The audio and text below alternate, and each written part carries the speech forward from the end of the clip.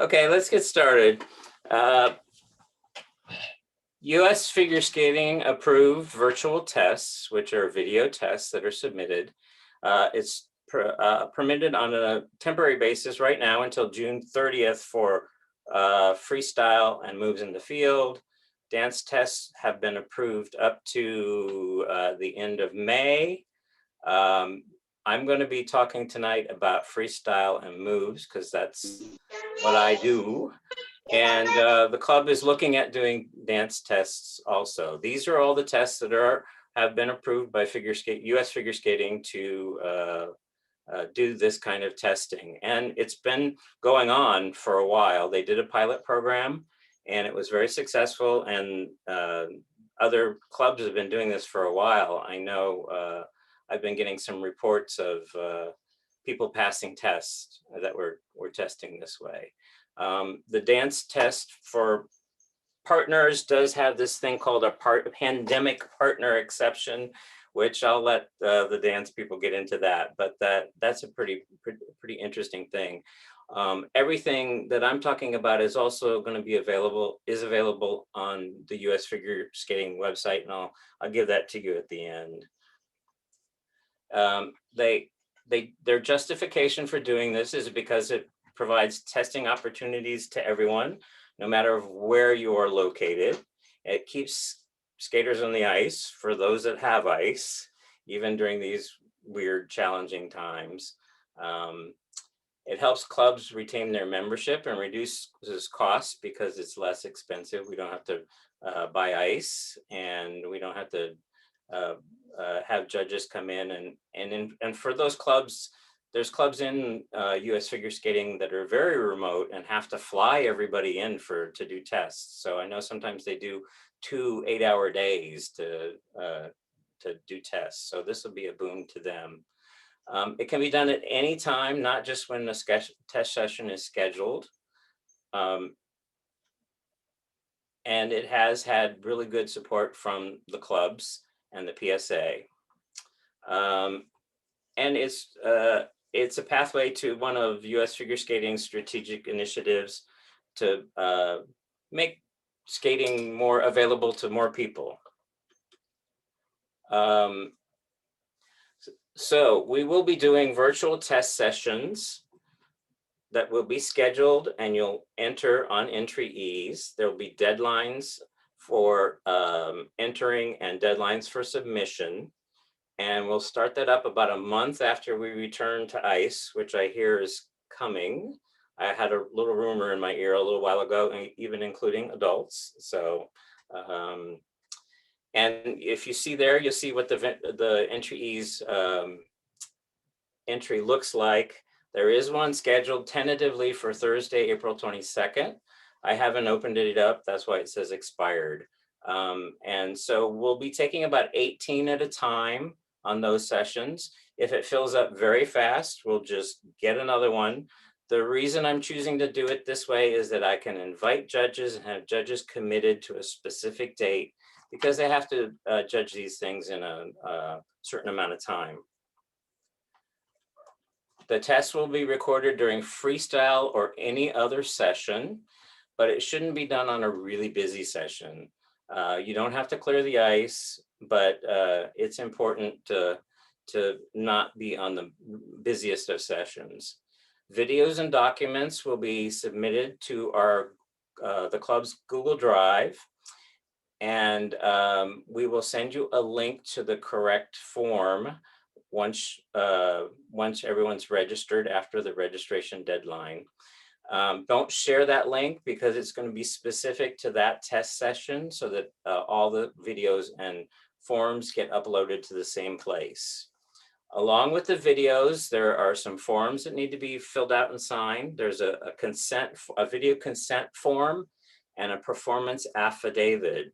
And the blank forms are available on the main page of our website right now, and they will always be on the testing page.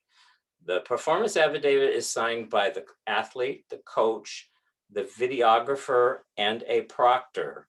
And we'll get into what the proctor is on the next slide.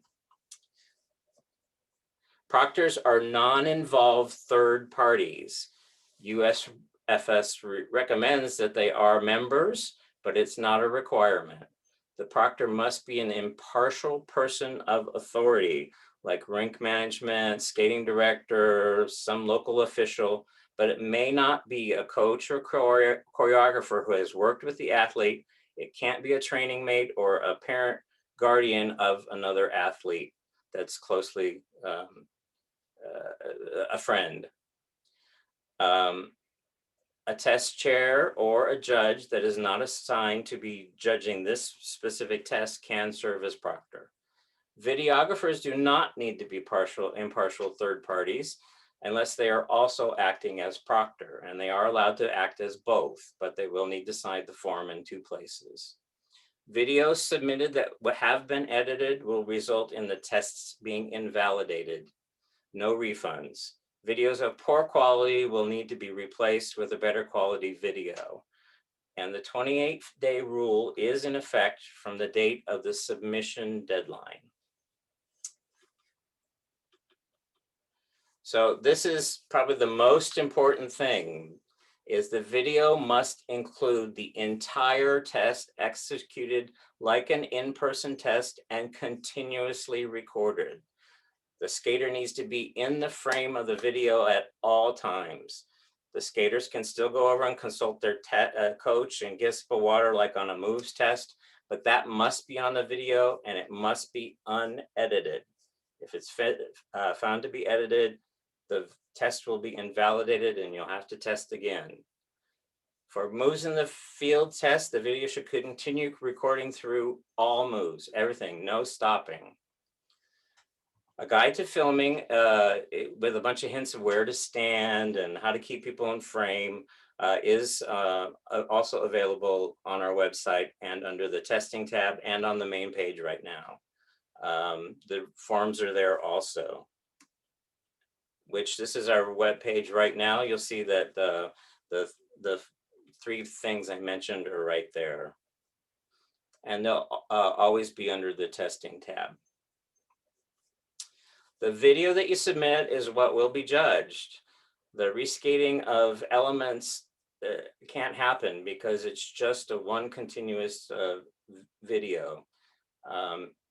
As in a real in-person testing, you'd be able to do that, but it's not going to be possible.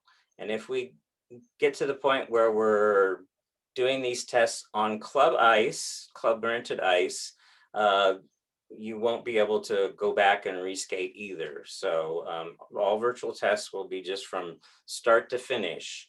The thing is if you're doing it on a freestyle or a public session, you can record it as many times as you want. The judges will be given at least 3 days to review and judge the tests, and results are to be delivered 7 days after the submission deadline, according to US Figure Skating.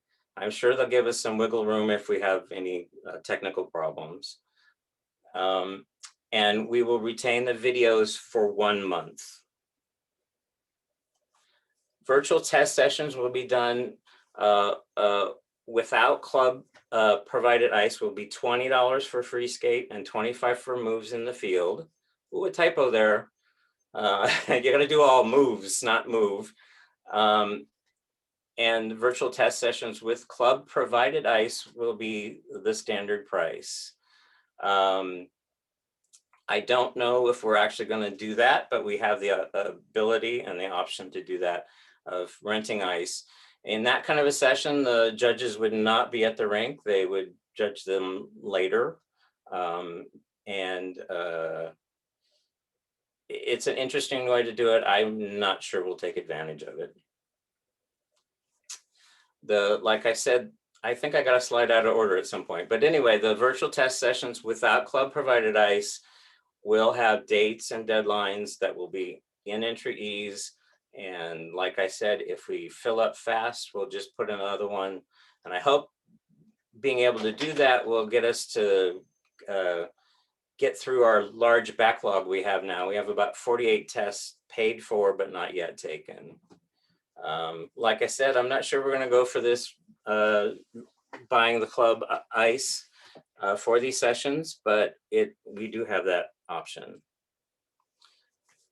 And again, the video must be one continuous shot without stopping with the skater in the frame at all times, even getting a sip of water or talking to their coach during a moves test. Edited videos will invalidate the test. That's probably the most important part of it. Like I said, on the US Figure Skating members only website, under the testing tab, you'll find all of US Figure Skating's education about this. This is just how we're implementing it. There's more information there. It is sort of slanted towards test chairs, but there's plenty of information if you want to see it. So if you have a skater who is paid for but not yet taken for a free skate or a moves test, please contact me. Don't register for a new test and pay for it, because you have that credit. We want to be able to use that those funds from the previous test to pay for the virtual test. Dance, like I said, we're looking at, and the dance chair will make a decision about whether they want to do that and whether it's going to be possible, because there again, those dance tests were Thursday nights in Oakland, and I don't know how long it's going to be until we get back to a point where there's sessions like that again. Well, that's about it. Were there any questions, Carol?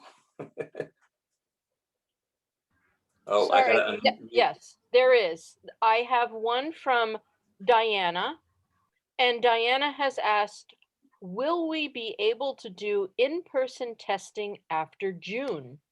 In-person testing will continue, definitely. And in fact, I know some of the judges actually prefer that. And I think it's a convenience. I think it's great for the club. I think it's good for the skaters and the coaches. I think it's a really good thing still to do in-person testing. When we're able to do that safely and follow the rules of Alameda County, we would definitely like to be able to do in-person testing again. I have another question from Michelle.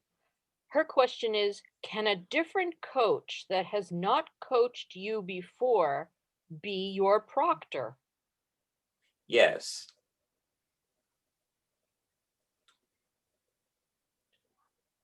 They're a person of authority, not affiliated with you. I don't think that's the best choice, but you could do that. Just if the coach is someone who's from your rink and is generally familiar with you, sorry, jumping in, Scott, you probably want to avoid that. The proctor can be rejected, so you don't want to risk that after putting in all the effort. So, I mean, if it's like a coach from a different rink that you don't work with and doesn't really see you and doesn't really work with you or see how you work kind of thing, then that's fine. But you can't just sit there and say, it's my friend, I've never worked with that skater, so my coach is the proctor, or that coach is the proctor. They can be the video person, but not necessarily the proctor. And Teresa, I see your question there. Yes, we will. It's still possible to have an in-person lower level test with the one judge. There's a little anomaly in the pricing because it's actually on the very lowest level test, cheaper to do it that way than this way. But we wanted to make a flat fee for everything. So that's why we went that way. Can I ask a question? So if we paid and we will not do virtual and wait until in person, you just return our fee and we're gonna reapply after the in-person open up? Well, I sent out an email recently to everyone who's already paid, giving you options. There were 3 options. You can get a full refund. Well, a refund minus the fee that we have to pay, but that's just a small portion. You can apply that credit to your account on entry ease, and then that will be you'll be able to use it for future testing or renewal of membership. And the third option is just to wait until we're doing in person again. But come June 15th, if we haven't been able to schedule your in-person test, it will be put in a credit on your account because it's getting hard to keep track of so many of these. Thank you. So if you want a refund, let me know. I've had one request for a refund and one reply to my email saying, I'm gonna wait. So.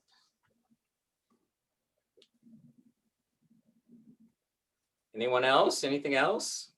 Scott, if I could just comment as the membership chair, another reason for the June 15th deadline is that if you're no longer a member of the club after which you wouldn't be after July 1st if you don't renew, it's better to just refund the money or give you a credit and get it straightened out rather than try to carry it into the next season.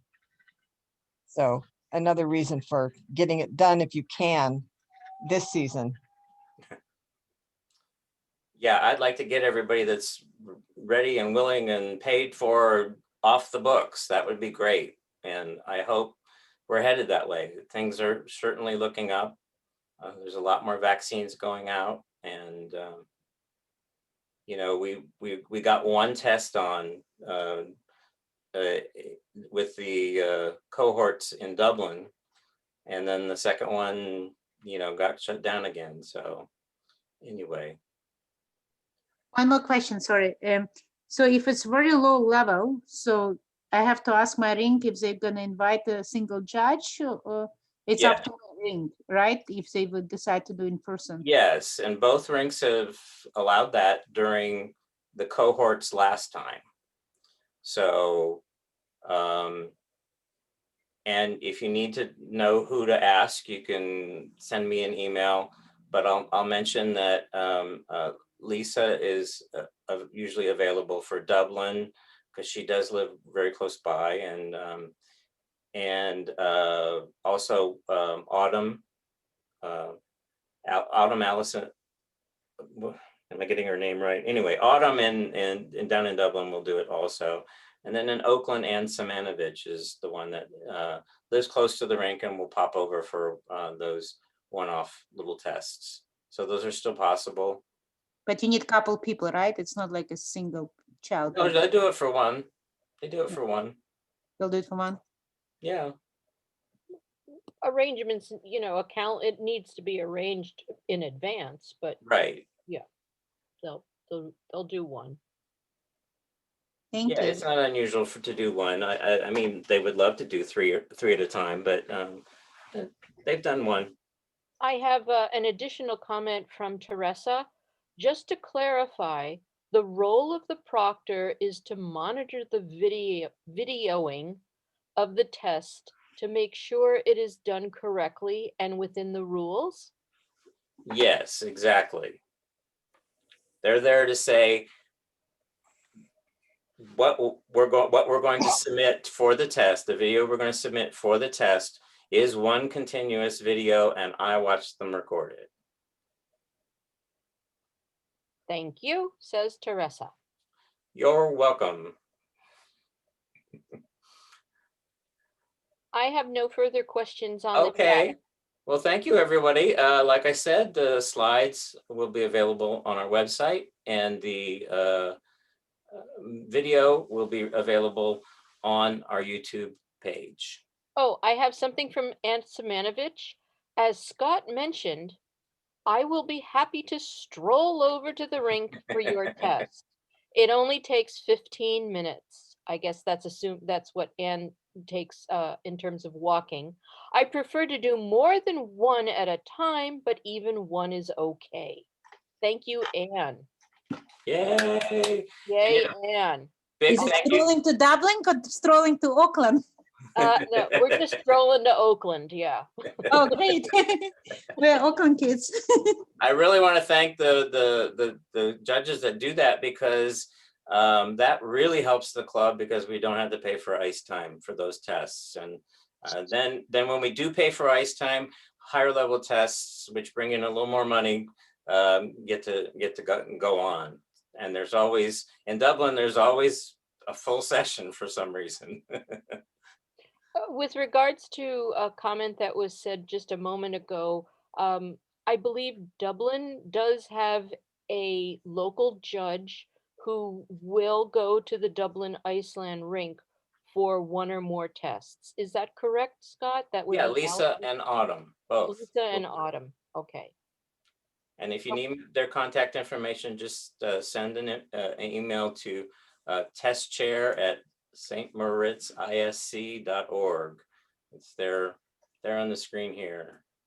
Oop. Yep. Okay, thank you, everyone. Thank you. Thank you. How do I stop recording? Thank Okay. you. Goodbye. Bye.